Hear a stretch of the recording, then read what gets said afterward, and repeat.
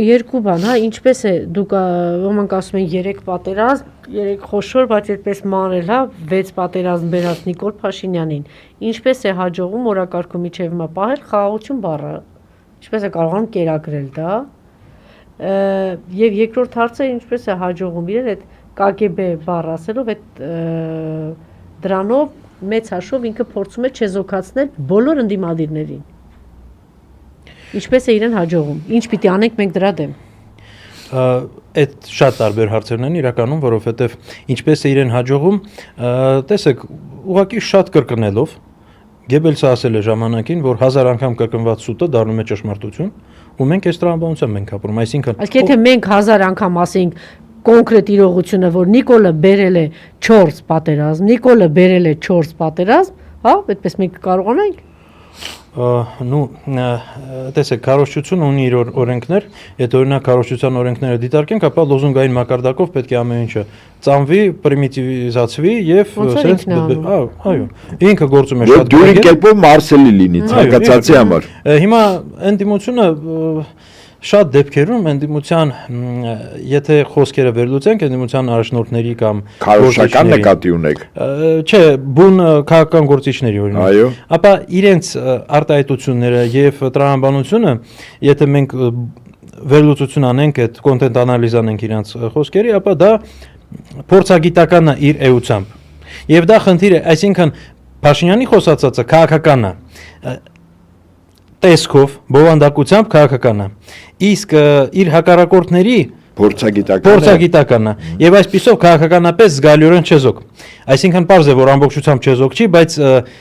նրանք փորձում են վերլուծել, խոսալ, գնահատել եւ ինքը արդեն պատերազմից հետո էր այդպես, թե պատերազմից հետո բավականին ռադիկալ է, շեշտադրումները խոսույթը բավականին տարբեր է, չէ, այդպես չէ։ Չէ, ասի։ Տեսեք, մենք պետք է համեմատենք իրողության հետ։ Իրողությունը շատ ավելի ռադիկալ է, քան ընդդիմության արտահայտությունները։ Էին կոչում, հա, դավաճան, երկիր վաճառող, Արցախ հանձնող, հիմա տեսեք, այդ այնա ինչ մենք լսել ենք փողոցներից։ Ես օրինակ մամլո ասուլիսներից կամ ասենք հարցազրույցներից գրեթե նման բան չեմ լսել։ Այսինքն իհարկե հասկանալի է ինչու։ Նաև քրեական հետապնդման խնդիր կա եւ այլն, բայց այսինքն չէ, մարդը սահմանադրությամբ պետք է պահպանել, չէ, Արցախի անվտանգությունը, չէ, մարդը հրաժարվում Արցախից։ Հիմա դա դավաճանություն է, թե դավաճանություն չի։ Դե տեսեք, հիմա դուք ասում եք մարդը սահմանադրությամբ պետք է պահի Արցախը, հա, բայց օրինակ քանի մարդ գիտի որ սահմանադրությամբ Փաշինյանը պարտավոր էր դա անել։ Այսինքն ընդդիմությունը կարողացավ հասնել դա։ Այսինքն այստեղ մենք եթե դա կարողանար հասցնել, ինքը չէր էլ վախենա, եթե կամ դա իմանար, չէր վախենա, չէ, դա անդադ կրկներ եւ ասել եւ մարդկանց հասցներ։ Իմ կարծիքով, մի խոսքով կոմունիկացիայի շատ լուրջ խնդիր կա, որովհետեւ ընդդիմության գործելավոճը քաղաքական մի քիչ հնաոճ է, ավելի ճիշտ։ Չէ, մի քիչ չի, շատ ավելի շուտ 20-րդ դարի քաղաքականության բնորոշ է, ոչ թե 21-րդ դարի։ Իսկ Փաշինյանը գործում է հետ ճշմարտության տրամաբանության մեջ բավականին նորաձև հետ ճշմարտության տրամաբանություն։ Հետ ճշմարտությունը պատերազմից վախեցած ժողովուրդ, դրանով վախեցնել։ Հետ ճշմարտությունը այդպիսի ֆենոմեն է, որտեղ կոնկրետ փաստը արդեն իմաստ չունի։ Ես չեմ ասում, որ ընդդիմությունը պետք է հետ ճշմարտության տրամաբանություն մտնի, իմ կարծիքով պետք չի նույն մակարդակի իջնել, բայց վերլուծենք Փաշինյանը ինչպես է գործում։ Փաստը կարևոր չի, կարևոր է գնահատականը։ Եվ այսպիսով կարելի է ստեղծել զուգահեռ իրականությունը, լրիվ զուգահեռ, որը հակասում է մի փաստ տրվում է լրիվ այլ գնահատական։ Մենք ընդհանրապես, չէ, փաստին չի տրվում գնահատական։ Փաստը գոյություն ունի միտեղ, որի մասին մենք ընդհանրապես չենք խոսում, իսկ մենք խոսում ենք լրիվ ուրիշ բանից։ Հիշեցնեմ երկու դրվագ։ Օրինակ 1-2 օրինակ կբերեմ միանշանակ։ Ուրեմն 20 թվականի դեկտեմբերն է, Շուրնուղ գյուղի տները հանձնվում են 12 տուն։ Նույն ժամանակ մտնում եմ Facebook ու նայում եմ տարածումը կրծած կուկուրուզի շենքի այդ ավիրումը ու սաղ ժողովուրդը սենց վրդովված, այ ոնց կարելի էր կուկուրուզը քայլել։ Տեղեկատվական օրակարգ է փոխում։ Կրծած կուկուրուզը որպեսզի դառնա ավելի կարևոր, քան շուրնուղը։ Ընդ որում կրծած կուկուրուզը նույնիսկ եթե 2004 թվականին երբ որ քանդում էր, նույնիսկ եթե կարևոր էր, չգիտեմ։ 2020 թվականին դա ընդհանրապես էական չի։ Իսկ այդ օրը հանձնում են այդ տները, ինքը ուղղորդում է ուշադրությունը։ Երկրորդ օրինակ, Perfective-ին կար, առաջ հիմա էլ կա, բայց արդեն կարևորությունը կորցրել է, բայց այդ ժամանակ շատ լուրջ fake-երի տարածող sense ալիք ա եղել, չէ՞։ Եվ ինչ է տարածում այդ Perfective-ով, երբ որ հանձնվում է Սև լիճը Եվ Փաշինյանը դուրս է գալի ու ասում է դե պատերազմ խոչենք վարի Սև լճի համար, Սև լճի արժեքին մայիս ամիս։ Այո, մայիս 12։ Ինքը ասեց, նու Սև լճի 30%-ի համար, հա։ Perfective-ին ինչ է տարածում։ Բայդենը լողացել է Սև լճում։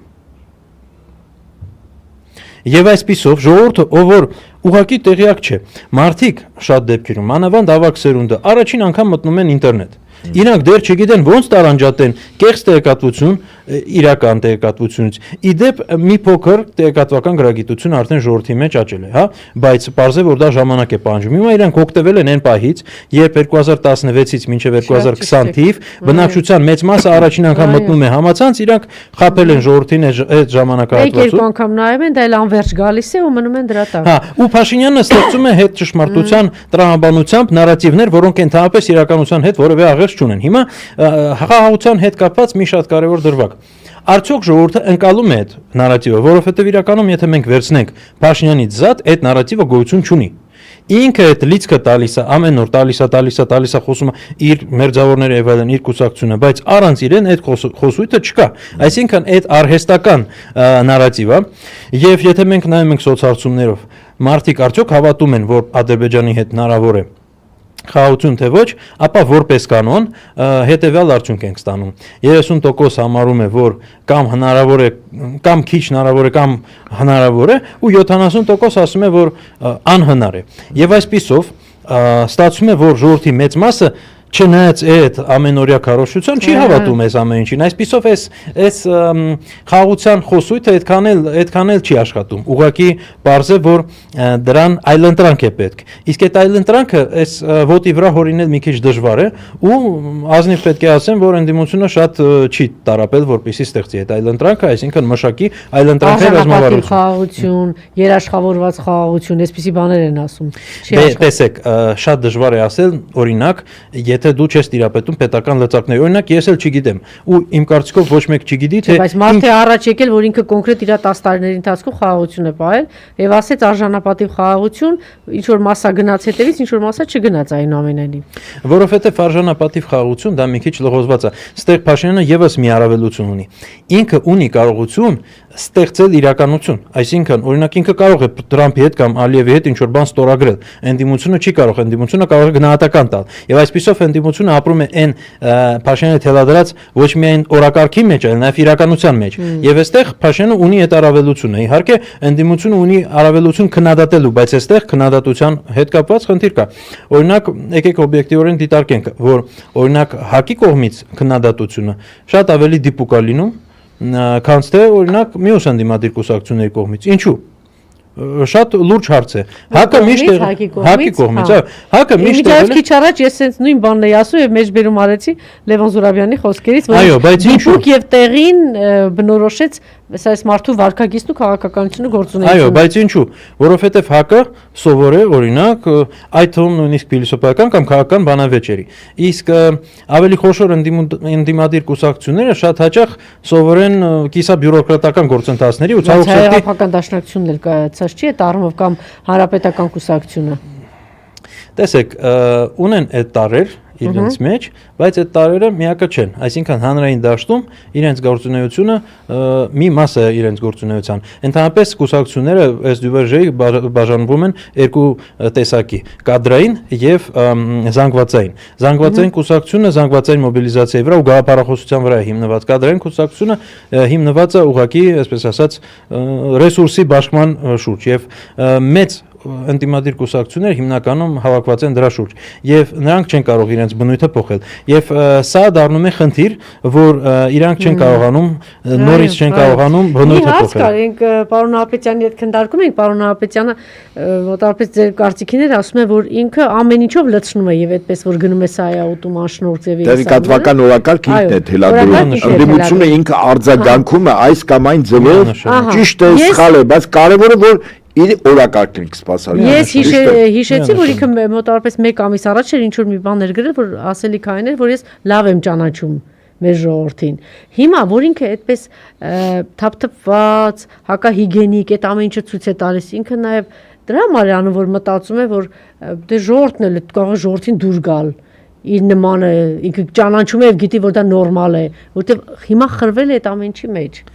Դե ամեն դեպքում իր շտաբի ակնկալիքը իմ կարծիքով այո հենց դա է, որ ժողովուրդը կամ տեսնի, որ այո ինքը մեր նմանը ասենց մաքրումը, այտենց բան անում գիտեմ։ Կամ ինքը կամ իրանց ակնկալիքը այն է, որ ժողովուրդը կմտածի լավ դե ինքը փնթի է, ես էլ ավելի բարեպաշտ եմ, բայց որ ես վարչապետից ավելի ոնց որ բարեպաշտ եմ կամ ավելի ոնց որ կիրթ եմ կամ ավելի լավ եմ ինձ պահում, այդ ժողովրդի շատերի մոտ չէ, իրենց սիրտը կարող է շոյի, որ ահա տեսեք դե ուր վարչապետ ուր ես ինչ որ այստեղ հոգեբանական ինչ որ բան կարա լինի, բայց ես չէի ուզենա այդքան խորանալ, նախ որովհետև համոզված չեմ, որ այդ իրենց հաշվարկը ճիշտ է, համոզված չեմ, գուցե եւ ճիշտ է, բայց այսինքն մինչեւ հիմա աշխատել է, դրա համար էլ օրինակ ատամները չի սարքում։ Հա, բայց դա է ուզում ասել, ատամները, բան, այդ ամեն ինչ, այսինքն մտածել է, որ տեսեք ձեզանից մեկն է, մա գյուղերում գնում ես, բոլորը այդ վիճակում են, չէ՞, բա տեսեք ես էլ, չգիտեմ, բանը Դե հա, մարդիկ չեն տեսնում, որ իրեն հետևում են 50 մեքենաները, ու այդ մեքենան շարժը, որ $30,000 է, մի հատ ինչ-որ շարժը, իսկ ատամներ սարքել է, դրա մի տոկոս անում, որ իր առանձնատներում, չգիտեմ, ինչ միլիոններ ու միլիարդների մեջ է, հա, դե այդ ամեն ինչը ինքը բան։ Բայց ամենաշատ դրանից է ինքը բանում, երբ որ ասում են միլիոնները, միլիարդները, թալանը։ Այդ իր լեզվով են էլի արդեն սկսում իրեն փոխացել պայքարը։ Նախ մարդը ընդհանրապես ինչից խոսում է, ինքը դրանից շատ է մտածում ու լափամանից ինքը ամենաշատ է մտածել բոլորից։ Իսկ բացի դրանից ընդհանրապես կարող ենք հիշել, օրինակ, չգիտեմ, Աներձակի պատմությունը ու բոլոր մյուս պատմությունները։ Պարզ է, որ կոռուպցիայի դեմ պայքարը իր լեգիտիմության ֆունդամենտներից մեկն է, բայց ամեն դեպքում ու դա իր համար խոցելի տեղ է։ Հիմա աշխատում է, օրինակ վերջին ինֆորմացիան, որ նախկին նախագահներից եղբորը այսպես ինչ որ բաներ դա շարունակում է ազդել, թե արդեն չունի այդ էֆեկտը։ Իմ կարծիքով մարդիկ այդում իր աջակիցները հոգնել են այդ նախկինների մասին խոսելուց, որովհետև ոչ անարդյունք անիմաստ այդ հաճոց է դարձել այդ իր համար ու բոլորը դա տեսնում են դրա մերկությունը։ Ու այստեղ շատ լուրջ հարց է, իրականում ինչ է մտածում ժողովուրդը, հա։ Սոցհարցումները մի քիչ այստեղ թյուր պատկեր կարող են ստեղծել, որովհետև ժողովուրդը հիմա ոչ մեկին չի հավատում մի կողմից, բայց մյուս կողմից ժողովուրդը շատ լավ արդեն հասկանում է, որ Փաշինյանը իրեն անդադար խաբում է։ Հիմա ինչ որոշում է կայացվելու ընտրությունների օրը օրինակ, ոչ մեկը չգիտի այս պայմանությամբ։ Իսկ այս ԿԳԲ-ի բանը ոնց է հաջողում է իրեն սրանով ինքը չեզոքացնում է բոլոր ընդդիմադիրներին։ Պիտակ կպցնել է ԿԳԲ-ի գործակալ, ԿԳԲ-ի։ Եվ այդպես չեզոքացնում է։ Դե տեսեք, իրենց պիտակ կպցնող չկա, իրանք էլ բոլորին պիտակ կպցնում են, դրա համար էլ աշխատում են։ Ինչու՞ չկա, իմիջիայլոց վախեցած է ընդդիմությունը դրա համար։ Ընդդիմությունը ես մի քիչ առաջ է ասում, էլ ինչ պիտի անի էլի Նիկոլը։ Հիմա մնացել է որ ասի, գիտեք ինչ կա, պետք է ձեր երեխաների վաղը պարզը չի ասելու, ձեր երեխաներին պիտի տաք, որ պատերազմ չլինի, որ խաղաղություն լինի։ Տեսեք, Երևանը պիտի տանք, որ խաղաղություն, պատերազմ չլինի։ Ընդդիմության ու Փաշինյանի կուսակցության մարդաբանությունը տարբեր է։ Այսինքն ընդդիմության մեջ նման լաչարները, որոնք օր ու գիշեր ինչ որ հաճոցներ անեն եւ այլն շատ քիչ են։ Եվ այսպիսով նրանք չեն ուզում այս մարտիկ այդպիսի բաներ անեն։ Եվ իրանք ուզում են, չգիտեմ, շատ ավելի ուրիշ խոսքով, տեսքով հանդես գան, քան թե այն ինչ մենք լսում ենք իշխանական խողովակներից։ Բայց դա սխալ չի։ Դա քաղաքականապես սխալ է, բայց դա նորից է մտնում մարդաբանական տարբերություն։ Կուսակցություններ կան, եթե այդպես բաց ենք խոսում, իրանց արևին կայացած կուսակցություններ, մարդիկ, որ այդպես ռադիկալ, երբեմն այդպես համարժեք պատասխաններ են տրում, օй չէ, այդպես չի կարելի պայքարել, այսինքն իրանց թվում է, թե մենք մի հատ ինչ որ են հին բան, ինչ որ ժամանակներում ապրում ենք, չգիտեմ ինչ խոսույթով պիտի մտնենք այս որակի հետ բանավեճի մեջ, պայքարի մեջ, դե դրա համար էլ պարտվում են։ Դե տեսեք, քաղաքականությունը պայքար է, հատկապես նախընտրական քաղաքականությունը, իսկ այն քաղաքականությունը, որը պայքար չի, դա արդեն առևտուր է։ Եվ հատկապես եթե դիտարկենք Կալչմիտյան բացատրությունը քաղաքականի որպես երևույթի, դա արդեն դա պայքար է, թշնամություն է եւ նույնիսկ ատելություն է։ Եթե դու այդ բանը չես անում, դու քաղաքականությամբ չես զբաղվում։ Եվ այսպիսով ընդդիմությունը զգալիորեն ոչ քաղաքական եւ ինքը չի կարող էությունը փոխել,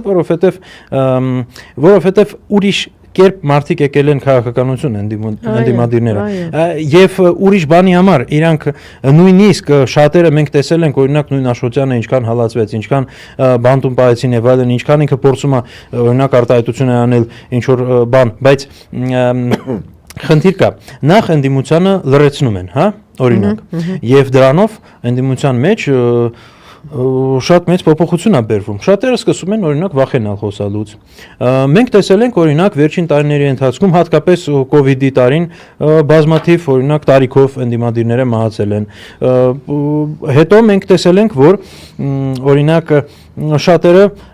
ուղղակի ֆիզիկապես արգելափակված է իրենց խոսելը, նույն Նարեկ Սամսոնյանի կամ Սամվել Կարապետյանի ու լիքը մյուսների եկեղեցու նկատմամբ օրինակ սպանեցին, Գուրգեն Եղազարյանը հայտնի չի, ինչպես այդպես գնացել, հայտնի պատմաբանը։ Այո, շատ դեպքեր ունենք։ Եվ դա բացի այդ լիքը մարդկանց, այսպես ասած, տվային կալանքի տակ պահել կամ բանտում պահել եւ այլն, դա փոխում է ընդհանուր տրամադրությունը երկրում, որովհետեւ այս մարդիկ չեն խոսում, իսկ այդ մարդիկ ամենաշատ խոսացողներն են, օրինակ նույն Բագրատ Սրբազանը, Միքայել Սրբազանը, հիմա իրանց խոսքը ինչքան է պակասում երկրին, չէ՞։ Դրա համար մենք տեսնում ենք, որ այս փոփոխությունները ոչ միայն պայմանավորված են թեկուզ այն մարդաբանությամբ, որը ես ասեցի, կամ մյուս գործոնները, որոնք դուք առանձնացրեցիք, այլ նաև այդ զուտ քրեական կամ ավելի ճիշտ իրավական տերորի հանգամանքով։ Անվստահություն